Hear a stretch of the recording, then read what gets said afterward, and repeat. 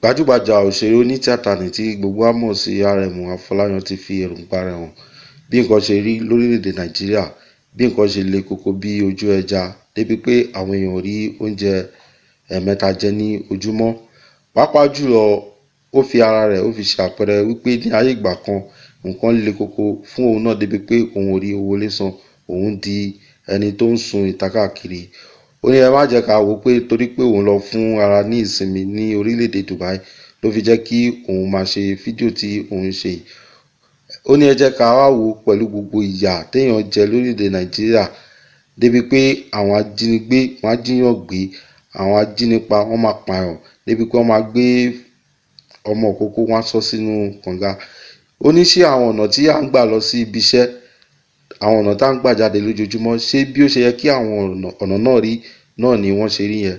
Ó ní àwa Nàìjíríà a fẹ́ràn láti máa fi ọlá èèyàn tọrọ lórí ẹ̀rọ ayélujára tí a mọ̀ sí Instagram débi pé tá bá ti rí fọ́tò lágbájá ó di pé mo fẹ́ dàbí lágbájá, mo fẹ́ dàbí tàmẹ̀dù. Ó ní òfò ọjọ́ kejì ọjà ni. Ó ní kẹ́ wá wo bí òun ṣe jẹyà tó láyé, bí òun ṣe jẹyà tó pàápàá jùlọ lórílẹ̀‐èdè Nàìjíríà. Ó ní òun ò bẹ̀rù pé kéèyàn ṣèkà fóun, òun ò bẹ̀rù pé kí ìyàwó òun kó lọ yan àlè níta, òun ò bẹ̀rù pé kí ọmọ ọ̀dọ̀ kó pa ọ̀gá ẹ̀. Ó ní àmọ́ nǹkan kan òun ni òun bẹ̀rù jù.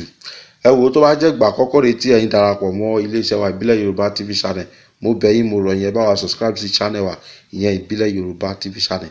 Tẹ́ bá ti wá subscribe tán ẹ press bell notification icon, eléyìí máa jẹ́ kẹ́ ẹ mọ ìgbà tí a bá ń gbé fọ́nrán fídíò jáde.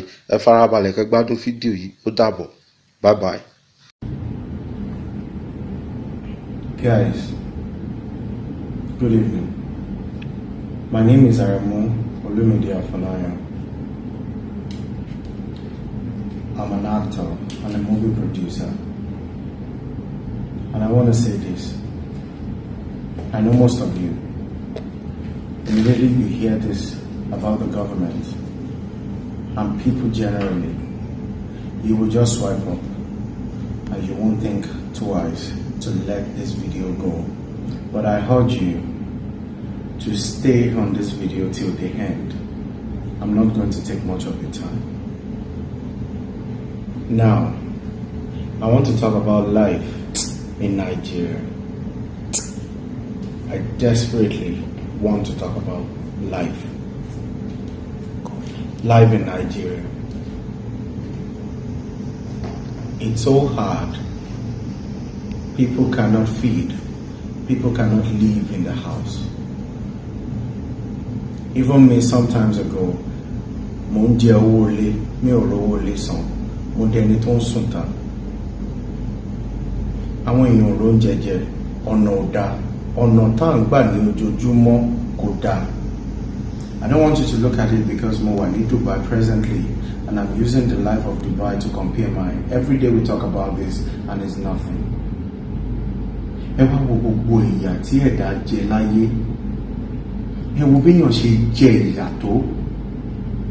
Olè àrọ̀gbẹ́, assassin apá ẹ̀, wà kidnap, wọ́n apààyàn, wọ́n júyàn sí kànga, wọ́n máa kó ọmọ òkókó, wọ́n gbé sí kànga. Ìwọ fúnra rẹ̀ ẹni tó tán máa ń rò ń pó lówó gan, wọn mọ̀ pé kò lówó. Wọ́n máa ń fi fọ́tò ní fọ́tò tọrọ because fọ́tò la fi ń tọrọ lórí Instagram. Tabarẹ́ lòmíì tó ya fọ́tò tètè ẹ̀ pọ́n náà pé I want to be like him, I want to be like, I want everything in my life to be like him. Wọ́n mọ̀ pé òfò ọjọ́ kejì ọjà ni. Bí mo ṣe wá jẹ́ ìyà tó láyé, kí n jẹ gbogbo ìyà ilé ayé, that everything bó ṣe wà stressful tó ní Nàìjíríà, tí gbogbo nǹkan ìdààmú máa ṣí ẹ́. Mi ò bẹ̀rù kankan o nílé ayé, mi ò bẹ̀rù kú, mi ì bẹ̀rù kéèyàn ṣèkà fún mi, mi ì bẹ̀rù kíyàwó mi dó another man, mi ò bẹ̀rù kí boyfriend ẹlòmíì kó dó màmá girlfriend ẹ, mi ì bẹ̀rù kí ìyàwó èèyàn kó dó ọmọ ọ̀dọ̀, mi ò bẹ̀rù kí ọmọ ọ̀dọ̀ kó lọ rí ọ̀gá kó pa ọ̀gá kó kó owó wọn, mi ò bẹ̀rù gbogbo nǹkan burúkú yẹn o. Ṣé mọ nǹkan tí mo bẹ̀rù?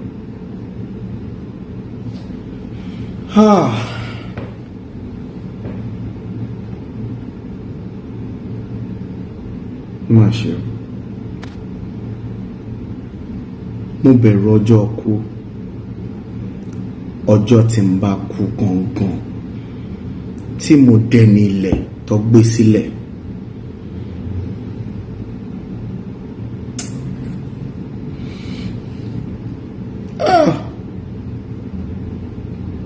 Tí n bá di ẹni ilẹ̀, kí Ọlọ́run ọba kó wá in conjunction pẹ̀lú èṣù for 3 minutes kó kó sí gbogbo àwọn tí ó wà láyé tí wọ́n fẹ́ gbé mi lọ sí mọ́ṣúárì, kó kó sí wọn nú kó ní kó gbé mi lọ sí mọ́ṣúárì orí burúkú, mọ́ṣúárì òfò, the mortuary that you cannot imagine.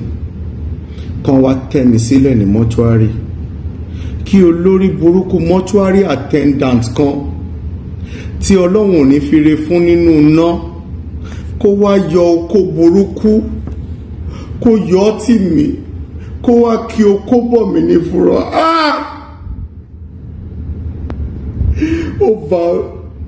Ìjọba violate human rights mi, olè violate money rights mi, assassin violate living rights mi.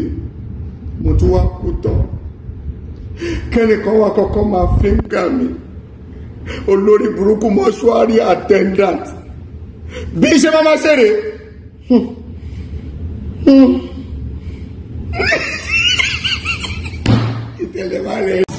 You know, when you close your border for rice that people are going to feed on, you close every border.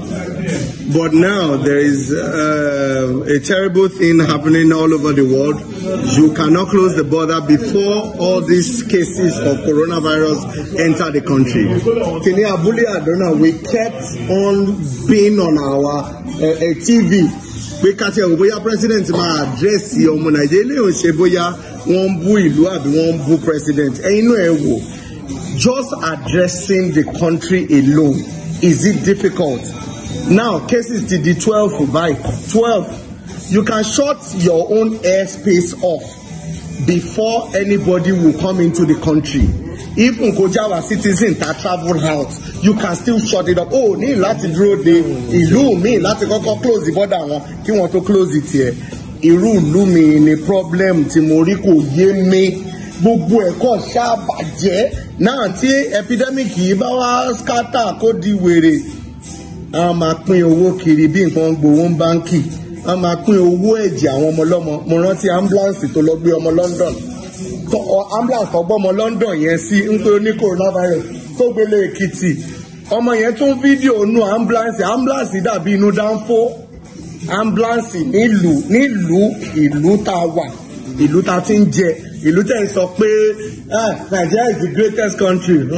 Ó yé mi. But president ni kò lè address tó bá yẹ wá máa sọ̀rọ̀ àbáyé everybody ṣe máa bàjẹ́ níbi ìbàyẹn sìn yìí kí everybody tún mú fóònù ẹ̀ kó sọ̀rọ̀ nípa nǹkan tó ń jà wá yìí gangan àní ẹ bú ìjọba o kẹ́kọ̀ọ́ sọ̀rọ̀ nípa ẹ̀ àní máa sọ̀rọ̀ máa ṣe fídíò máa ṣe kinní kan ayé ìwádìí ń bàjẹ́ lọ àti di 12 àmà tó di 1 billion àmà tó di 1 billion. Tí celebrity ẹyọ kan lásán tó bá ní corona ní Nàìjíríà ó máa lọ dé rẹ̀ pamọ́nú lé ní àwọn èèyàn tó lówó ẹjẹ́ ń sọ etí tọ́mántì ní fún yín more than $400 million, that's more than 20 billion naira burúkú owó more investment ó ní coronavirus ó sọ pé mi àti ìyàwó mi àti ní o ṣé mi lè ní kí n jáde síta ọmọ máa condemn ẹni ọmọ máa ranjú mọ́ ẹbí pé o ní nǹkan tó terrible ayé ẹ̀ ti bàjẹ́ president yín tí ó ń darí gbogbo ìlú kò lè bọ́ sórí pulpit àbí kí ló ń pè. You should address the nation and tell them we are looking up to God. Calm people down. Talk. It's annoying. Me, láti law school. I don't have to go to school before I can know how to run a country.